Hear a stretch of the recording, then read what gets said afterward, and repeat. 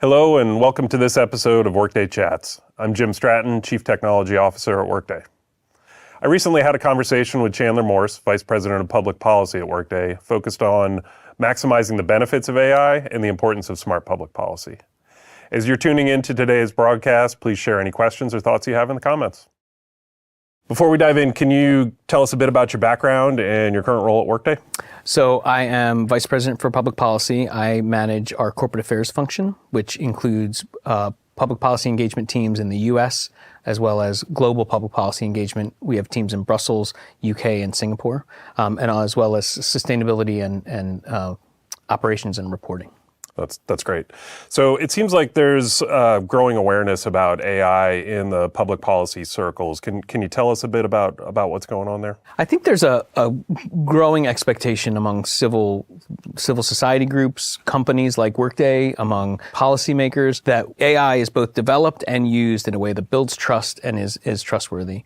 A lot of it has to do with, I think that conversation's been going on for a little while, but clearly AI sort of exploded onto the scene in recent months, and just as that explosion on the scene in some of the use cases and the proliferation into our lives, public policy officials have been taking note and really turning their attention to it. Yeah, and you said in a recent interview with Politico that public policy can really help build trust in the development of AI. Can you talk about what that looks like at Workday? Yeah, so for Workday, we're really focused on providing concrete policy proposals that can both build trust in AI as well as support innovation. And so for us, the sort of start of that conversation is that those policy proposals need to be risk-based. We really need to focus on the use cases that have a direct impact on people's lives. A couple of years ago, that was novel. I think we've really seen an evolution in thinking around AI public policy. And so that's sort of now table stakes in these proposals, which we think is great. In addition to that, we're really focused on sort of accountability tools that are sort of tried and true, that folks know and can put into place immediately. In that vein, we're really big proponents of the impact assessment approach. It's something we've seen in privacy and we think lends itself to AI really well. And lastly, there are a number of players in the AI landscape when it comes to developing and deploying. So there are the folks that build the AI, there are the folks that use the AI, the sort of end users. And smart public policy tends to recognize those different roles and assign responsibilities to them really clearly. So in that way, we're sort of trying to give policymakers some options as they're thinking about these ideas. That makes a lot of sense. And I know we've been active in the work with NIST and the framework that they've been putting together around that. Can you talk a bit about that? Yeah. The NIST AI risk management framework is sort of the next iteration of risk management frameworks that NIST has launched. They've done really great work on the cybersecurity framework, which has become a de facto global standard. They've done some work on the privacy framework, which they launched not long ago, and now it's sort of the next iteration of that. And it's really a valuable cookbook, frankly, for organizations that are starting to think about how to develop and use AI. It'll help drive those conversations around how to do that in a trustworthy and thoughtful way. It does provide a roadmap for how organizations can measure, map, manage, and govern their AI risk in a concrete set of kind of things to think about. It was directed by Congress to be established, which again sort of shows the level of interest in these issues, and was done in the way that NIST tends to do things, which is fully collaborative and bringing in industry voices like Workday's, bringing in academics, civil society, and really a collaborative approach to really thinking about how to tackle these issues. Yeah, it's great to see that kind of real concrete progress on something tangible that we can use. Can you talk a bit about how that aligns with other industry standards and regulations? Yeah, it's a great question. NIST is really the sort of high water mark in the U.S. for this kind of work. They are sort of the gold standard on standards, developing certifications, best management practices, and they do use that collaborative approach, which brings in not only the diverse voices that need to be heard in the landscape, but also just sort of ends up with a tremendous amount of buy-in when they come out the other end. NIST is, frankly, it's the cornerstone for enterprise technology governance. We were an early proponent and champion of getting NIST into the AI game. One, because we thought these tools really were necessary in the landscape. How do organizations, as they're starting to think about trust and responsible use, and what's the real game plan? And Second, the EU is moving forward on some AI governance, and we wanted something for it's a kind of a common language and a bridge from the U.S. to the conversations in Europe, and NIST was the perfect player to get that done. Yeah, that's great. And you mentioned Europe. Can you talk about how things are evolving there? Yeah, so they're evolving quickly.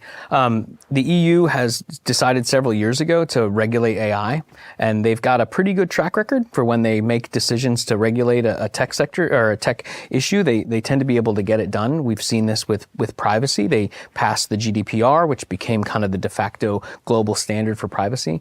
So they've taken a thoughtful approach. They're not sort of leaping in last minute. They sort of set up a high-level expert group and then did some consultations and prepared a legislative draft.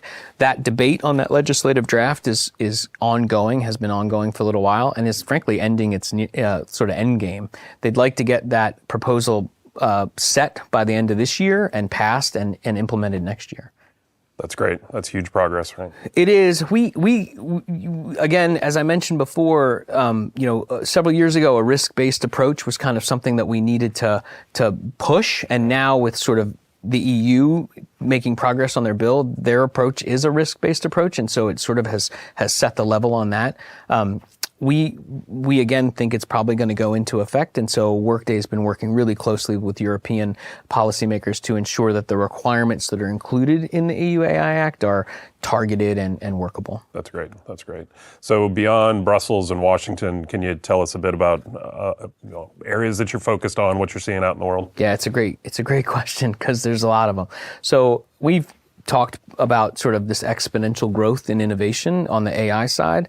I think just as fast a ramp as we've seen on the innovation side, we've seen it on the policymaker side. So we're involved in conversations right now in Canada. They've got a new bill out that we're taking a hard look at. UK, sort of post-Brexit, is kind of thinking about how they're going to handle AI issues. Singapore's been a player for a little while in this space and is continuing in the APJ region to sort of play a leadership role. And Japan just announced that they were going to update their AI national strategy.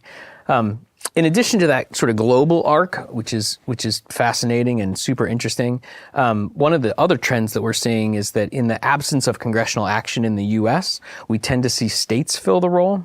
We saw it in privacy when Congress didn't act on a comprehensive privacy bill. California passed theirs, and then it sort of rippled across the country. The same conversations are happening now on AI.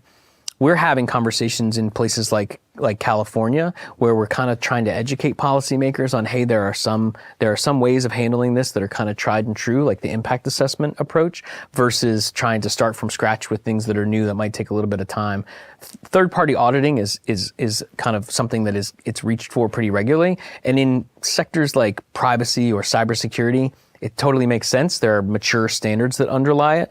But in areas like AI, where we don't have those standards, we're more focused on those tools that can get sort of short-term gains in building trust. Yeah, that makes a ton of sense. And like you said, the level of conversation, the innovation in this space is really paralleling along with the technology innovation. So it's really great to see some concrete frameworks and policies starting to come into place to help us work within. That's great. Are there any last thoughts you'd want to leave business leaders with? I think one thing to be aware of and to just have in folks' heads is, we're seeing an increased level of kind of potential for international or global fragmentation. Mm-hmm. We're seeing new and evolving models around the future of work and sort of what that's going to look like. We're also seeing, as you mentioned, like tremendous innovation, this, happening on a pace we haven't seen much or recently. As companies start to think about their own workforce and their own agility and how they're going to sort of handle these challenges, taking hold of technology like AI to really take a skills-based approach to scale is going to be essential. They're going to need to sort of take that technology and integrate it today to be ready for tomorrow. Smart policies around AI guardrails and ways of ensuring that can be done in a trustworthy way is critical to that. Yep, that's great. Well, Chandler, thank you for the conversation today. Just a ton of insight out of that. That was super helpful. Thanks for joining us today. If you're interested in more trends and insights on AI and ML, subscribe to our LinkedIn newsletter, Tomorrow's Workday, and tune in to our next episode of Workday Chats. Have a great workday.